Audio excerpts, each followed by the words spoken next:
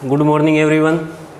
6th class SST में जो जियो chapter है, भूगोल का चैप्टर है, भूगोल का पार्ट है, उसका फर्स्ट चैप्टर है सौर मंडल में पृथ्वी। भूगोल या ज्योग्राफी जो पार्ट है उसका सौर मंडल में पृथ्वी। पृथ्वी एक ग्रह है, एकमात्र ऐसा ग्रह है पूरे ब्रह्मांड में जिस पर जीवन है। तो हम शुरुआत करते हैं इसमें। जैसे इसमें सबसे पहले लिखा गया है कि रात्रि के समय, यानी कि रात के समय जब आसमान की ओर देखते हैं, किसमें, रात के समय जो ऊपर की ओर देखते हैं, आसमान की ओर देखते हैं, तो हमें छोटे छोटे पिंड चमकते हुए दिखाई देते हैं। वो क्या कहलाते हैं? तारे कहलाते हैं। इस प्रकार से छोटे छोटे पिंड हमें चमकते हुए दिखाई देते हैं, वो क्या कहलाते हैं? तारे कहलाते हैं। सूर्य, जिसे में ऊष्मा की प्राप्ति होती है, सूर्य भी एक तारा है। सूर्य भी एक तारा है। जो हमें तारे दिखाई देते हैं, इसी प्रकार सूर्य एक तारा है। लेकिन सूर्य की रोशनी हम तक अधिक क्यों आती है? क्योंकि सूर्य पृथ्वी के नज़दीक है। सूर्य और पृथ्वी दोनों के बीच में दूरी कितनी है? लगभग दूरी है 15 करोड़ किलोमीटर। कितनी दूरी है? सूर्य और पृथ्वी के बीच में, दोनों के बीच में दूरी है लगभग 15 करोड़ किलोमीटर। दूसरे जो तारे हैं वो इससे भी बहुत अधिक दूरी पर है, इसलिए वो छोटे दिखाई देते हैं। हम कई बार कह देते हैं कि तारा टूटता हुआ पृथ्वी पर आ रहा है, ऐसा कुछ नहीं होता, क्योंकि सूर्य है वो पृथ्वी से लगभग 13,92,000 गुना बड़ा है। पृथ्वी से सूर्य है वो 13,92,000 गुना बड़ा है, और दूसरे तारे तो इससे भी ज़्यादा बड़े हैं। तो आप सोचिए कि एक तारा अगर पृथ्वी पर गिरता है तो पृथ्वी का क्या होगा? तो वो तारे नहीं होते, वो छोटे छोटे चट्टानों से बने हुए, मिट्टी, धूल कण आदि से बने हुए छोटे छोटे पिंड होते हैं, पदार्थ होते हैं, जो पृथ्वी की ओर आते हैं और रास्ते में अधिक तापमान के कारण वो जल जाते हैं। तो हम जिसको टूटता हुआ तारा कहते हैं, वो तारे नहीं टूटते हैं, उसको उल्का पिंड कहते हैं। तो रात्रि के समय ऊपर की ओर देखते हैं, हमें जो तारे दिखाई, सारे के सारे हमें आसमान में तारे दिखाई देते हैं। सूर्य भी एक तारा है। सूर्य, चंद्रमा, उल्का पिंड, पुच्छल तारे, यानी कि तारों के छोटे रूप है पुच्छल तारे। उल्का पिंड मैंने आपको बता दिए। ग्रीकाएँ, जो कुछ पदार्थ घरों के चारों ओर घूमते हैं, आदि भी तारों के साथ आसमान में दिखाई देते हैं। इन्हें सम्मिलित रूप से खगोलीय पिंड कहते हैं। सभी को मिलाकर खगोलीय पिंड कहते हैं। अब खगोलीय पिंड है, खगोलीय पिंड के अंतर्गत क्या क्या शामिल करते हैं? तारे, ग्रह, ग्रीकाएँ, उल्का पिंड, ये सारे के सारे किस में आते हैं? पुच्छल तारे किस में आते हैं? खगोलीय पिंडों में आते हैं। उसके बाद में देखो ब्रह्मांड। अब पृथ्वी की उत्पत्ति हुई, धीरे धीरे मनुष्य का जीवन आरंभ हुआ। पहले आदि मानव आया, फिर आधुनिक मानव, जैसे हम आधुनिक मानव के अंतर्गत आते हैं। मनुष्य ने सोचना शुरू किया कि ये पृथ्वी कैसे बनी, ये आसमान कैसे बना, ये ऊपर जो दिखाई देते हैं तारे या फिर ये वस्तुएं कैसे बनी। कई बार दिमाग में आ जाता है कि काश ये पृथ्वी बनी तो बनी कैसी, काश ये ना होती, हम ना होते, इंसान ना होते, जानवर। इस प्रकार के विचार है जो कुछ एक मनुष्य के मन में आए, जिनको हम आजकल वैज्ञानिक कह सकते हैं या फिर भूगोलवेता कह सकते हैं। उनके मन में विचार आए तो उन्होंने सबसे पहले पृथ्वी के अध्ययन के बारे में जानने की कोशिश की। फिर उनको लगा नहीं, पृथ्वी के अध्ययन करने की बजाय सबसे पहले हमें संपूर्ण वस्तुओं के बारे में जानना चाहिए। तो उन्होंने सबसे पहले पूरा जो यूनिवर्स है, पूरा हमारे चारों ओर जो भी वस्तुएं दिखाई दे रही है, उनको उन्होंने ब्रह्मांड शब्द बोला। तो वास्तव में ये सभी खगोलीय पिंड है, ब्रह्मांड में स्थित है। हमारे चारों ओर जो भी जितनी वस्तुएं, सभी की सभी ब्रह्मांड के अंतर्गत आती है। सभी भौतिक पदार्थ, ऊर्जा, ग्रह, तारे, आकाश गंगा आदि सहित प्रत्येक वस्तु जो अपने आप में संपूर्ण है, वह ब्रह्मांड है। संयुक्त रूप से ब्रह्मांड के रूप में परिभाषित की जाती है। और मानव भी या मनुष्य भी इसी ब्रह्मांड में स्थित है, क्योंकि ग्रह वो ब्रह्मांड में है और ग्रह में हम स्थित है, तो हम भी इसी ब्रह्मांड में आ जाते हैं। अब इसने कहा है कि गैसों या धूल के बादल, जिसे ब्रह्मांड का जन्मदाता माना जाता है, न्यारिका कहलाती है, या तारापुंज कहलाता है। नेबुला है एक लैटिन भाषा शब्द है जिसका अर्थ बादल है। अब एक सोचने की बात है इसमें थोड़ी सी, इसने 2-3 चीज़ें बता दी है। एक तो इसने कहा है न्यारिका या तारापुंज। न्यारिका, आकाशगंगा,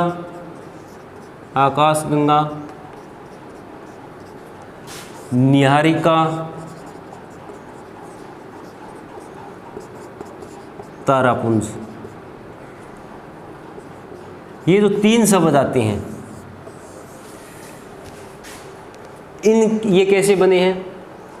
धूल और गैसों से बने हैं। गैसें उसमें oxygen, nitrogen, carbon dioxide, neon, helium, organ आदि गैसें होती है। धूल कण, धूल जो पृथ्वी पर जो आंधी चलती है या और चलती है जिसमें धूल उड़ते हैं, इसी प्रकार के धूल कणों से। लेकिन ये भी रहस्य है, बच्चे ये सोचेंगे कि शुरू में धूल कण या फिर गैसें कहाँ से आई। बस ये सबसे बड़ी समस्या ये है कि अब तक ये नहीं पता चल सका है कि ये जो क्योंकि पहले ब्रह्मांड बना फिर पृथ्वी बनी। अगर पहले पृथ्वी बनी होती तो हम ये सोच देते हैं ठीक है पृथ्वी से धूल कण है ऊपर चले गए होंगे, लेकिन पहले ब्रह्मांड बना तो उस समय ये धूल कण कहाँ से आई।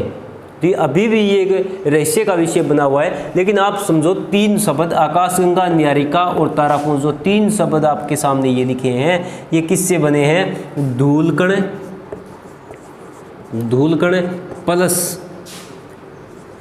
और प्लस गैसों से बने हैं।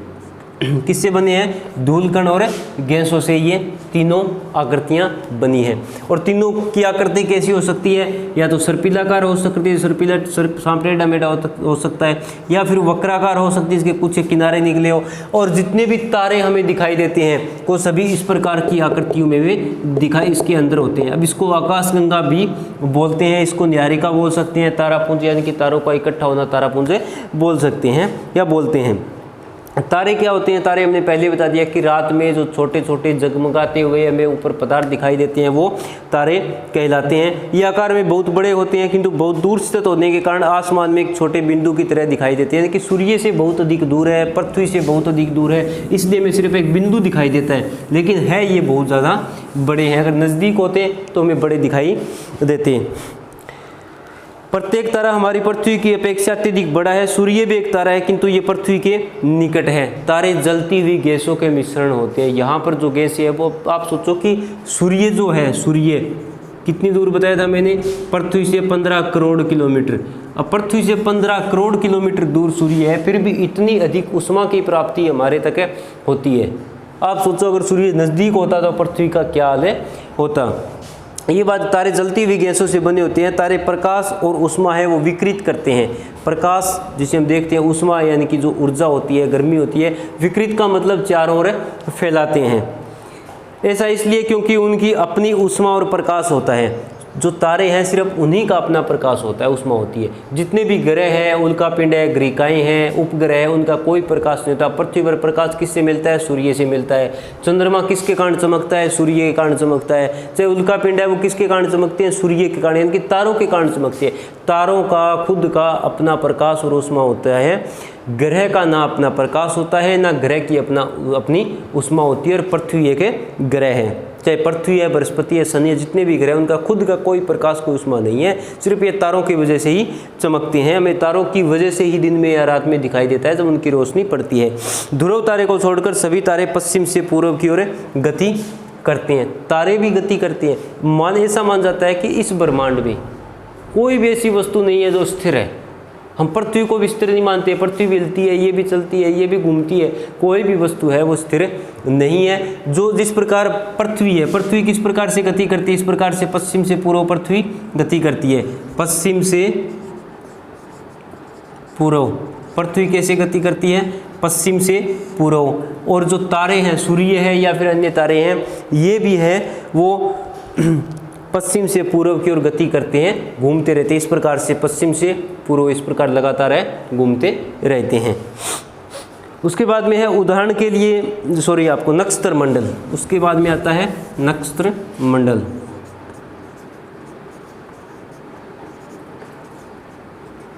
नक्षत्र मंडल कि हम रात्रि के समय आकाश में खरबों तारे देखते हैं। आकाश में हमें तारे दिखाई देते हैं, उनकी संख्या बहुत, जिस प्रकार हम कहते हैं सिर पर जितने बाल है उतने तारे, उनकी संख्या खरबों में है, अरब नहीं खरबों में। जैसे कि 100,000 कितने हो जाते हैं? 1 लाख। 100 लाख कितने हो जाते हैं?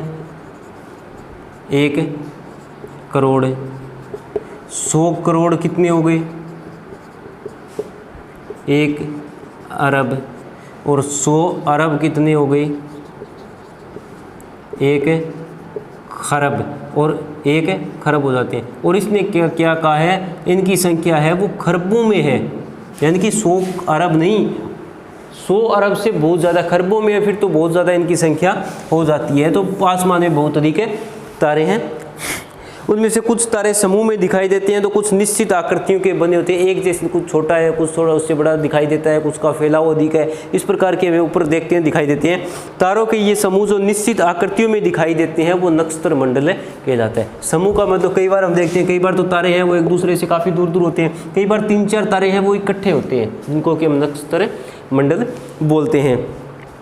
नक्षत्र मंडल अपने आकार और स्वरूप में पहचान जाते हैं, उनके अलग अलग नाम दे दिए गए, खासकर ये दूरबीन से देखे जाते हैं, दूरबीन से आसानी से देखे जा सकते हैं कि कौन कौन से तारे हैं वो निकट हैं। उदाहरण के लिए इसने कुछ एक नाम दिए हैं, जैसे कि उर्सा मेजर है या फिर बिग बियर है, स्मॉल बियर है, कुछ एक नाम इसने इनके नक्षत्र मंडल के रखे हैं। उसके बाद में अगला जो आपका है आकाश सप्तऋषि है, वो एक तारों का समूह, उसमें 7 तारे होते हैं और वो तारे एक इस प्रकार की आकृति बनाते हुए दिखाई देते हैं, जिसको कि सप्तऋषि कहते हैं। उसके बाद में है आकाश गंगा, जो ब्रह्मांड में समान रूप से वितरित नहीं है, समूह में पाए जाते हैं। आकाश में विद्यमान लाखों तारों के समूह को आकाश गंगा कहते हैं। आकाश गंगा, पहले मैंने आपको आकाश गंगा के बारे में बता दिया कि ये तारों का समूह है। आकाश गंगा क्या है? तारों का समूह है। इसकी आकृति है वो सर्पिलाकार, जिसमें सांप टेढ़ा मेढ़ा होता है, इसी प्रकार की आकृति इसमें एक तारे पाए जाते हैं। ये किससे बने हैं? ये गैसों और धूल कणों से बनी हुई आकृति है, इसको आकाश गंगा कहते हैं और इसमें ही तारे स्थित होते हैं। ब्रह्मांड में क्या है कि लाखों आकाश गंगाएं हैं। अब आप सोचो, लाखों आकाश गंगाएं और एक आकाश गंगा में लाखों अरबों तारे होते हैं। आकाश गंगा का आकार और चमक भिन्न भिन्न होती है, कुछ है वो सर्पिलाकार होती है, कुछ है वो वक्राकार होती है। इसके अलग अलग प्रकार आकाश गंगा के होते हैं, कुछ का आकार छोटा होता है। हम रात में आसमान में एक सफ़ेद चौड़ी पट्टी देख सकते हैं जो सफ़ेद चमकदार मार्ग की तरह दिखती है। वास्तव में ये लाखों तारों का एक समूह होता है, यानी कि इसे एक लंबी पट्टी में दूरबीन की सहायता से देखते हैं, इस प्रकार की एक लंबी पट्टी दिखाई देती है, उसमें लाखों तारे होते हैं। ये दूरबीन की सहायता से ये हमें देख सकते हैं। अब असंख्य तारों से चमकती हुई पंक्ति है वो आकाश गंगा कहलाती है। आकाश गंगा, निहारिका, तारापुंज सभी में क्या है कि तारों का समूह है, सभी है धूलकण और गैसों से बने हुए हैं। ऐसा माना जाता है कि हमारा सौरमंडल भी इस आकाश गंगा का एक भाग है, किंतु सौरमंडल क्या है? अब आकाश गंगा हम बताते हैं। जिस आकाश गंगा में हमारा सौरमंडल है, क्योंकि पूरे ब्रह्मांड में असंख्य सूर्य है, असंख्य सूर्य, क्योंकि जितने तारे हैं वो सारे के सारे सूर्य, सूर्य भी एक तारा है, जितने तारे हैं वो सूर्य ही हैं, सूर्य भी एक तारा है। अब इसमें देखो आप, ब्रह्मांड में जितनी हमें रात को चमकते हुए दिखाई देते हैं उनको हम क्या बोलते हैं? तारे बोलते हैं। जो पृथ्वी पर रोशनी देता है उसको हम क्या बोलते हैं? सूर्य बोलते हैं। तो सूर्य भी एक तारा है। अगर ये तारे हैं तो सूर्य भी एक तारा है, ये सूर्य है तो ये भी सूर्य ही है। तो ब्रह्मांड में अनेक सौरमंडल हो सकते हैं। अब हमारी आकाशगंगा की बात करें जिसमें हम रहते हैं, जिसमें हमारी पृथ्वी है, अनेक ग्रह है, हमारा सूर्य है, उसकी आकृति है इस प्रकार से है, सर्पिलाकार है। और इस आकाशगंगा का नाम क्या है? मंदाकिनी। इस आकाशगंगा का नाम क्या है? मंदाकिनी। इसका एक नाम और है दुग्ध मेखला। इसके दो नाम है, एक नाम है मंदाकिनी और दूसरा नाम क्या है इसका? दुग्ध मेखला है। हमारा जो सौरमंडल है बिल्कुल बीच में ना होकर हमारा सूर्य यहाँ पर है, हमारा सूर्य इसके एक किनारे पर है।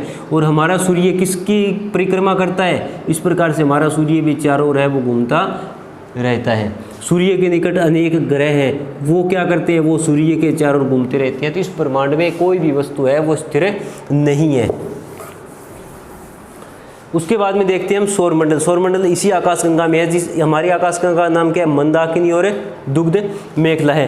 अब सौरमंडल में क्या आता है? सौर शब्द है वो सूर्य से संबंधित है, सूर्य का परिवार है वो सौरमंडल कहता था। परिवार में जैसे एक मुखिया होता है उसके परिवार में लोग होते हैं, इसी प्रकार सूर्य सौरमंडल का सदस्य है। अब इसमें परिवार में देखो आप, सूर्य सौर शब्द है, सूर्य संबंधित है और सूर्य का परिवार है वो सौरमंडल है। अब परिवार में क्या है? सूर्य, 8 ग्रह और अन्य खगोलीय पिंड, सौरमंडल। सौरमंडल में क्या क्या है? सूर्य एक है हमारे सौरमंडल में। उसके बाद में ग्रह कितने हैं? 8 ग्रह हैं। फिर उपग्रह, असंख्य उपग्रह हैं। उसके बाद में है उल्का पिंड है, ग्रीकाएँ हैं। तो बहुत सी चीज़ें हैं जो कि सौरमंडल के अंतर्गत आती हैं। सूर्य महत्वपूर्ण तथ्य, सूर्य के बारे में कुछ विशेषता बताई गई है, सूर्य क्या है, तो ये सारी की सारी विशेषताएं आपको पढ़नी है। सूर्य से पृथ्वी की दूरी की, अब सूर्य देखो आप, ये सौरमंडल का केंद्र है, फिर उसके बाद में है गर्म और जलती हुई गैसों का एक गोला है, सौरमंडल का सबसे बड़ा ग्रह है, ये पृथ्वी के सबसे निकटतम तारा है, मैंने आपको पहले बता दिया था, यह पृथ्वी से लगभग 1,010,00,000 गुना बड़ा है। राउंड फिगर की बात करें तो ये 13,92,000 गुना पृथ्वी से बड़ा है। यह पृथ्वी पर रहने वालों के लिए ऊर्जा का बहुत बड़ा स्रोत है। अब सूर्य है, जैसे कि इस पर सूर्य क्या करती है, लगभग गोलाकार है, सूर्य से किरणें चारों ओर निकलती है, जितनी सूर्य से उष्मा निकलती है उसका कितना भाग, 2 अरबवां भाग, 2 अरबवां भाग ही पृथ्वी को मिल पाता है। कितना भाग है, 2 अरबवां भाग। आप समझ सकते हो कि नाम मात्र की उष्मा, जितनी सूर्य से उष्मा निकलती है उससे नाम मात्र की उष्मा पृथ्वी तक आती है, फिर भी पृथ्वी पर इतना अधिक तापमान है बढ़ जाता है। अब सूर्य में उष्मा की प्राप्ति कैसे होती है, अब इसमें मुख्य रूप से सूर्य में हाइड्रोजन और हीलियम, कौन सी दो गैसें होती है, हाइड्रोजन और हीलियम, हाइड्रोजन और हीलियम, दो गैसें मुख्य रूप से सूर्य में पाई जाती है। अब हाइड्रोजन के 4 अणु आपस में मिलकर क्या बनाते हैं, एक हीलियम का अणु बनाते हैं, जिससे कि उष्मा की प्राप्ति होती है। दो मुख्य गैसें इसमें सूर्य में पाई जाती है। अब सूर्य का पृष्ठीय तापमान, पृष्ठीय तापमान क्या है, सूर्य की सतह का तापमान, ये जो सूर्य है इसकी सतह का तापमान, ऊपरी जिस प्रकार हम पृथ्वी की ऊपरी सतह है उसका तापमान कितना है, 6000 डिग्री सेल्सियस है।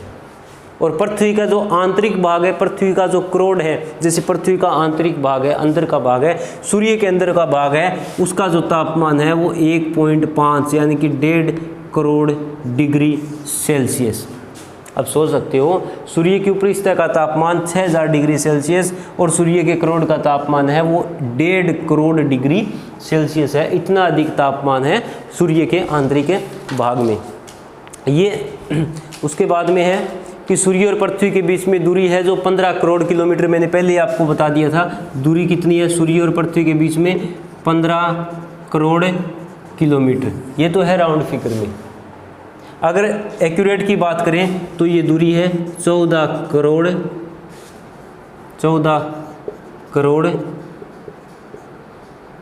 95 लाख और 98,000 किलोमीटर। अगर सही दूरी की बात करें तो 14 करोड़ 95 लाख 98,000 किलोमीटर दूरी है, लेकिन हम राउंड फिगर में लिख देते हैं 15 करोड़ किलोमीटर है वो सूर्य और पृथ्वी के बीच की दूरी है। अब सूर्य से पृथ्वी तक जो उष्मा आती है, प्रकाश आता है, उसको पहुंचने में, सूर्य से प्रकाश निकला है ये पृथ्वी तक आएगा तो उसको लगभग 8 मिनट का समय लगता है, 8 मिनट का समय लगता है। और सूर्य से जो प्रकाश चलता है उसकी गति क्या है, लगभग वो 3 लाख किलोमीटर प्रति सेकंड की गति से चलता है। सूर्य से जो प्रकाश निकलता है, सूर्य से जो उष्मा की किरणें निकलती है वो पृथ्वी तक पहुंचने में कितना समय लेती है, 8 मिनट का। उन किरणों की गति कितनी होती है, 3 लाख किलोमीटर प्रति सेकंड उनकी गति होती है। तो ये है सूर्य के बारे में कि सूर्य क्या है। उसके बाद में ग्रह,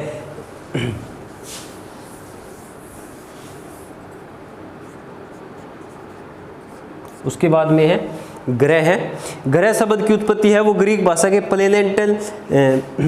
प्लेनेटन नामक शब्द से हुई है, जिसका वास्तविक अर्थ क्या होता है, वंडरर यानी कि जिज्ञासु होता है। जिज्ञासु का मतलब होता है जानने वाला, जिसमें जानने की इच्छा हो।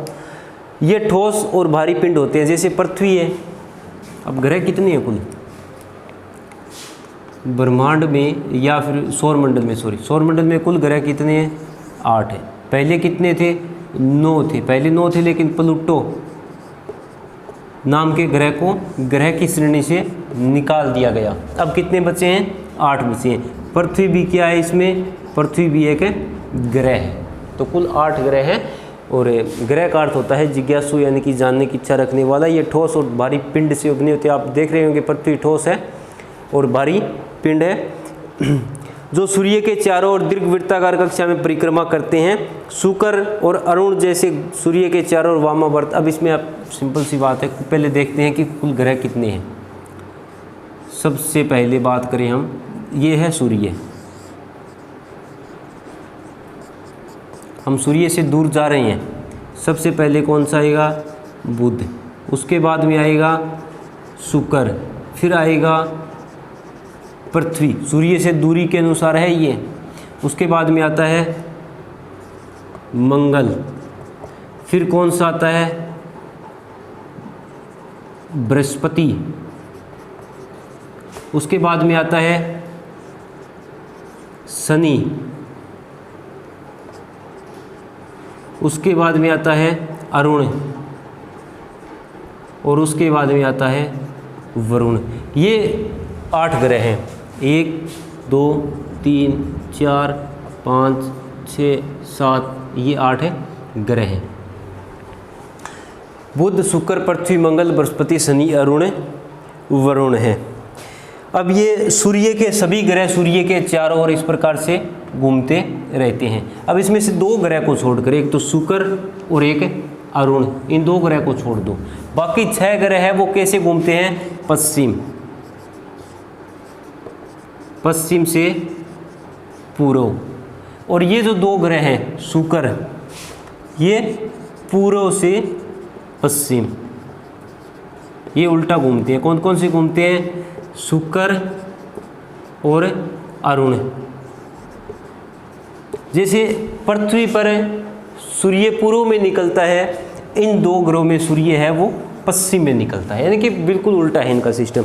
अब इसने एक बात और कही है कि 2 ग्रह शुक्र और अरुण है वो सूर्य के चारों ओर वामावर्त दिशा में चक्र लगाते हैं, यानी कि घड़ी की सुई के विपरीत। फिर है सौरमंडल में 8 ग्रह होते हैं। सभी ग्रहों को ऊष्मा की प्राप्ति किससे होती है? सूर्य से होती है। आपको ये पहले बता दिया था। सूर्य के चारों ओर निश्चित भाग में चक्कर लगाते रहते हैं। अब इसको 2 भागों में बांटा ग्रह को। आंतरिक ग्रह, ये शुरू के जो 4 ग्रह हैं ये कौन से हैं? ये है आंतरिक ग्रह, क्योंकि सूर्य के नज़दीक है। और ये लास्ट के जो 4 ग्रह हैं ये कौन से हैं? बाह्य ग्रह के अंतर्गत आते हैं। इनको 2 भागों में बांट दिया गया है। अब इन चारों आंतरिक ग्रहों को पार्थिव ग्रह भी कहते हैं। क्यों कहते हैं इन चारों को पार्थिव ग्रह? क्यों कहते हैं शुरू के 4 ग्रह को? क्योंकि इन चारों ग्रह की जो चट्टानें हैं, बुध, शुक्र और पृथ्वी, और चारों ग्रह की चट्टान लगभग एक जैसी है। जिस प्रकार पृथ्वी की चट्टानें है उसी प्रकार इन तीनों ग्रहों की चट्टानें हैं, तो ये पृथ्वी के जैसे हैं, इसलिए इनको पार्थिव ग्रह कहते हैं। ये जो बाहर के जो 4 ग्रह हैं इनको जोवियन या गैसीय ग्रह कहते हैं, क्योंकि इनमें चट्टानों के अलावा गैसें अधिक है। जिस प्रकार पृथ्वी पर भी तो गैसें पाई जाती है, ऑक्सीजन है, नाइट्रोजन है, कार्बन डाइऑक्साइड है, हीलियम है, मीथेन है, लेकिन यहाँ पर गैस से ज़्यादा है, स्थल भाग कम है, इसलिए उनको गैसीय या जोवियन ग्रह भी कहते हैं।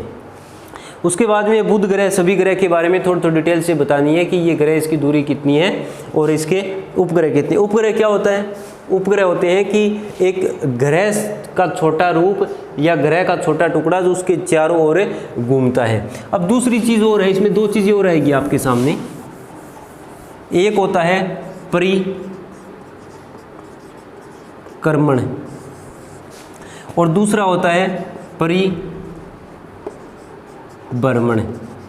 अब परिभ्रमण को घूर्णन भी कहते हैं, 2 नाम है इसके।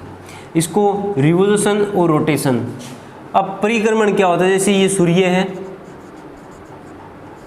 जब कोई ग्रह सूर्य के चारों ओर घूम रहा है तो वो क्या है? परिक्रमण है। जब कोई ग्रह सूर्य के चारों ओर घूम रहा है तो वो क्या है? परिक्रमण है। और जब कोई ग्रह अपनी खुद की दूरी पर घूम रहा है वो क्या है? घूर्णन है। एग्जाम्पल के तौर पर जैसे हम बात करें, जैसे कि ये सूर्य है, अब ये ग्रह, एक ये जो स्याही की बोतल है ये सूर्य है और ये मार्कर है, ये ग्रह है। जिस प्रकार से ये ग्रह इसके चारों ओर घूम रहा है इस प्रकार से, तो वो तो है परिक्रमण, इसके चारों ओर से घूम रहा है, वो परिक्रमण है। लेकिन जब ये ग्रह अपनी दूरी पर इस प्रकार से घूम रहा है वो क्या है? परिभ्रमण है। तो कोई भी ग्रह की 2 गतियाँ होती है, वो दोनों ओर से घूमता है, इस प्रकार से घूमता रहता है और इसके चारों ओर भी घूमता रहता है। अपनी दूरी पर भी वो घूम रहा है और इस सूर्य के चारों ओर भी घूम रहा है। तो दो गतियां होती है, दो गतियों के नाम है। जब सूर्य के चारों ओर घूमता है तो परिक्रमण है, अपनी दूरी पर घूमता है तो वो परिभ्रमण है। अब हम पृथ्वी पर रहते हैं, पृथ्वी की बात करें तो पृथ्वी की परिक्रमण गति कितनी है? 365 दिन 5 घंटे 48 मिनट। कई बार इस 46 मिनट भी लिखाता है, 46 पॉइंट समथिंग, कई बार 48 मिनट लिखाता है, लेकिन ये लगभग सही है। 365 दिन 5 घंटे 48 मिनट। अब देखो एक साल में कितने दिन होते हैं? 365 दिन होते हैं। 4 साल के बाद में लीप वर्ष क्यों आता है? क्योंकि ये देखो 5 घंटे 48 मिनट यानी कि लगभग जो 6 घंटे का समय था उसको 4 साल में कितने हो जाते हैं? 24 घंटे हो जाते हैं। तो एक दिन बढ़ा दिया जाता है, इसको हम लीप वर्ष कहते हैं। तो ये तो है पृथ्वी का परिक्रमण, 365 दिन 5 घंटे 48 मिनट। अब पृथ्वी के इससे परिक्रमण से क्या होता है? इससे मौसम बदलता है, जिसमें गर्मी आ गई, सर्दी आ गई, वर्षा ऋतु आ गई, बसंत ऋतु आ गई, इससे मौसम बदलता है, जलवायु बदलती है। अब परिभ्रमण पृथ्वी का क्या है? 23 घंटे। कितना है? 23 घंटे। 23 घंटे। अब 23 घंटे में लगभग एक दिन कितने का होता है? 24 घंटे का होता है। तो लगभग ये 23 घंटे कुछ मिनट है, इसमें 46 मिनट। 23 घंटे 46 मिनट, लगभग 24 घंटे में 23 घंटे 46 मिनट यानी कि लगभग 24 घंटे में पृथ्वी है अपना एक चक्कर खुद की दूरी पर ये पूरा कर लेती है, जिसको परिभ्रमण कहते हैं। तो दोनों ये अलग अलग होते हैं, परिक्रमण और परिभ्रमण अलग अलग होते हैं। और ये हर ग्रह इसी प्रकार से गति करते हैं। तो सभी ग्रहों के बारे में आपको थोड़ा थोड़ा इसके बारे में पढ़ना है। अब है चंद्रमा, बात आएगी चंद्रमा। चंद्रमा क्या है? पृथ्वी का एक उपग्रह है। चंद्रमा क्या है? उपग्रह। किसका उपग्रह है? पृथ्वी का। अब चंद्रमा की उत्पत्ति कैसी हुई थी? कई बार ये शब्द आ जाता है, चंद्रमा इस आपकी किताब में नहीं है, लेकिन फिर भी चंद्रमा बना कैसे था? ऐसा माना जाता है कि जिस पृथ्वी भी अपनी दूरी पर घूम रही है, ऐसा माना जाता है कि आज से करोड़ों वर्ष, अरबों वर्ष पहले, यानी कि 4.4 अरब वर्ष पहले, 4.4 अरब वर्ष पहले पृथ्वी की उत्पत्ति कब मानी जाती है? 4.6 अरब वर्ष पहले। यानी कि पृथ्वी की उत्पत्ति के बाद में 4.4 अरब वर्ष पहले क्या हुआ? एक ग्रह का टुकड़ा पृथ्वी से टकराया। तो पृथ्वी से कुछ पदार्थ है वो टूटकर बाहर निकल गया और पृथ्वी की गुरुत्वाकर्षण शक्ति के कारण वो पदार्थ उसके चारों ओर घूमने लगा, उसने गोलाकार रूप धारण कर लिया, जिसको आज हम चंद्रमा कहते हैं। ऐसा माना जाता है, लेकिन ये विचारधारा सही है, कोई ज़रूरी नहीं है। तो चंद्रमा के बारे में आपको पढ़ना है कि चंद्रमा है वो भी पृथ्वी के चारों ओर घूमता है, सूर्य के चारों ओर भी घूमता है, 27 दिन में लगभग अपना एक चक्कर पूरा कर लेता है।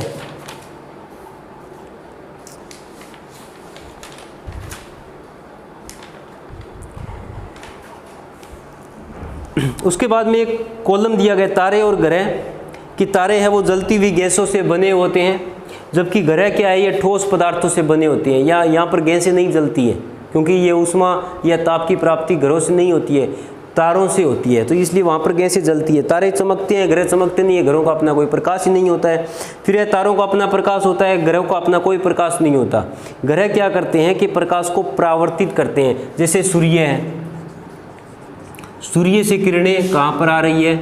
पृथ्वी की ओर आ रही है। वो किरणें पृथ्वी से टकराती है और वापस से चली जाती है। जब प्रकाश का परावर्तन होगा तभी हमें कुछ दिखाई देगा। तो ग्रह का अपना प्रकाश नहीं होता, ये प्रकाश को परावर्तित करते हैं। परावर्तन का मतलब होता है वापस मोड़ना, टकराकर वापस मोड़ना। तारे बहुत गर्म होते हैं, जबकि ग्रह क्या जो सूर्य के निकट होते हैं वो तो गर्म होते हैं, लेकिन जैसे जैसे सूर्य से दूर जाते हैं तो उनमें ऊष्मा की मात्रा कम होती जाती है। तारों को नग्न आंखों से देख सकते हैं, ग्रहों को नग्न आंखों से नहीं देख सकते। अब तारे तो हमें दिखाई देते हैं, लेकिन दूसरे जो ग्रह हैं, हम तो पृथ्वी पर रहते हैं, लेकिन बुध है, शुक्र है, मंगल है, बृहस्पति है, वो हमें कहाँ दिखाई देते हैं? नहीं दिखाई देते। दूरबीन की सहायता से हम देख सकते हैं बस। उसके बाद में ब्रह्मांड में खरबों तारे हैं, लेकिन हमारे सौरमंडल में सिर्फ 8 ग्रह हैं। बोना ग्रह है, ग्रह के कुछ छोटे रूप होते हैं। मैंने आपको प्लूटो के बारे में बताया भी था। प्लूटो एक बोने ग्रह के अंतर्गत आता है। तो सौरमंडल में कुल 8 ग्रहों के अलावा कुछ छोटे और पृथक का मतलब उससे अलग कुछ ग्रह मौजूद हैं। ये भी सूर्य के चारों ओर चक्कर लगाते हैं। इन्हें बोना ग्रह कहते हैं। सौरमंडल में प्लूटो है, आइरिस के बाद में दूसरा बोना ग्रह है। अब इसमें इसको 26 अगस्त 2006 को ग्रह की श्रेणी से निकाल दिया गया। पहले इसको ग्रह मानते थे, अब श्रेणी से निकालने की वजह क्या थी, क्योंकि अपनी ग्रह की एक विशेषताएं होती है। अब वजह ये थी कि एक तो उसका द्रव्यमान बहुत कम था, यानी कि उसका वजन भी बहुत कम था, आकार में छोटा था, और दूसरी बात क्या है, जैसे कि ये प्लूटो था, प्लूटो इसके निकट कौन सा था, वरुण। अब ये भी चारों ओर घूमता है, ये भी चारों ओर घूमता है, लेकिन प्लूटो क्या कर रहा था, इसकी कक्षा को काट रहा था। इसके जहाँ पर ये घूमता है वहाँ पर ये अब जा रहा था, इसलिए इसको ग्रह की श्रेणी से निकाल दिया। ग्रह का अपना एक अलग अस्तित्व होता है, अलग द्रव्यमान होता है, अलग आकार होता है, अलग वजन होता है, अलग उसका घूमने का क्षेत्र होता है, लेकिन ये प्लूटो है वरुण के क्षेत्र में जा रहा था, इसलिए इसको ग्रह की श्रेणी से निकाल दिया गया। और इसका नया नाम क्या दिया गया था, 2003 UB 313। उसके बाद में क्षुद्र ग्रह है वो धातु और चट्टानों से बने ठोस चट्टानी पिंडों का समूह है। मुख्य रूप से ये मंगल और बृहस्पति दोनों के बीच में छोटे छोटे पिंड, इस प्रकार से छोटे छोटे पिंड है वो मंगल और बृहस्पति दोनों के बीच में घूमते रहते हैं। ये भी धातु और चट्टानों से बने हैं, लेकिन आज तक यही रहस्य है कि वो धातु आई कहाँ से। आज तक यही रहस्य वैज्ञानिक इसको पता लगाने की कोशिशें कर रहे हैं। उसके बाद में है उल्का पिंड है वो छोटे छोटे खगोलीय पिंड होते हैं जो पृथ्वी के वातावरण में प्रवेश करते हैं और हवा के घर्षण के कारण ये गर्म होकर जलने लगते हैं। अब आपको एक चीज़ बताते हैं, जैसे ये है पृथ्वी, ये धरातल है पृथ्वी का जिस पर कि हम रहते हैं। अब ये है हमारा सौरमंडल, ये क्या है, सौर मंडल। अब उल्का पिंड है वो यहाँ से घूमते घूमते पृथ्वी की ओर आते हैं, तो यहाँ पर एक परत पाई जाती है, एक आयन परत। इसमें तापमान है वो 640 डिग्री से 1000 डिग्री के बीच में होता है। जब उल्का पिंड यहाँ पर आते हैं वो जलने लगते हैं, और हमें ये क्या लगता है कि जैसे कि तारे टूटकर जल रहे हैं, ऐसा कुछ नहीं होता। उल्का पिंड यहाँ तक आते हैं और वो जलने लगते हैं और पृथ्वी की ओर आ जाते हैं। कई बार पृथ्वी पर 2 बार गिरे भी हैं। एक बार तो नाइजीरिया में गिरा था, नाइजीरिया जो भी है वहाँ पर गहरा स्थान हो गया था। एक गिरा था महाराष्ट्र,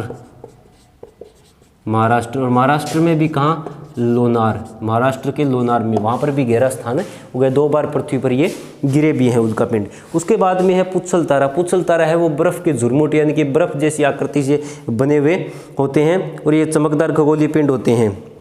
ये चमकदार सिर और पूंछ वाले होते हैं और सदैव सूर्य से दूर रहते हैं। अब पुच्छल तारा, जब छोटा तारा होता है उसको पुच्छल तारा कहते हैं। ये सूर्य के चारों ओर घूमते रहते हैं, लेकिन सूर्य के जैसे नज़दीक जाते हैं तो ये तापमान के कारण पिघलने लगते हैं। पिघलने से जिस वजह से उनकी आकृति होती है, पिघलने से फिर उनकी पूंछ सी बन जाती है, जिसको हम पुच्छल तारा कहते हैं। और ये पुच्छल तारे हर 76 वर्ष के बाद में दिखाई देते हैं। सबसे प्रसिद्ध पुच्छल तारा है वो हेली धूमकेतु है जो 1986 में देखा गया था। तो आपका लेसन ये कंप्लीट है। क्वेश्चन है वो लेसन से ही है, आंसर आपको बता दिए गए हैं। फिर भी अगर आपको किसी क्वेश्चन में किसी भी प्रकार की दिक्कत आती है तो आप ज़रूर बताएं कि इस क्वेश्चन में ये दिक्कत आ रही है। बुक्स सभी बच्चे ले लो, बिना बुक्स के स्टडी नहीं हो पाएगी। और प्रतिदिन रोज़ाना डेली जो भी होमवर्क आपको मिलता है उस सब्जेक्ट टीचर को हिंदी का मिलता है तो हिंदी वाले टीचर को, मैथ का मिलता है तो मैथ वाले टीचर को, इंग्लिश का मिलता है इंग्लिश वाले टीचर को, संस्कृत का है तो संस्कृत वाले टीचर को, एसएसटी का मिलता है एसएसटी वाले टीचर को, उस टीचर को, सब्जेक्ट टीचर को होमवर्क है वो रोज़ाना सेंड करें। चाहे लिखने के लिए दिया जाता है तो लिख कर सेंड करें, लर्न करने के लिए दिया जाता है तो उसके बाद में अगर आपसे टेस्ट लिया जाता है तो वो टेस्ट कंप्लीट करके ज़रूर सेंड करें। धन्यवाद। उम्मीद है कि आपको समझ आया होगा। फिर भी अगर कहीं पर आपको दिक्कत आ रही है तो मैसेज करके या कॉल करके बता सकते हो। Thank you.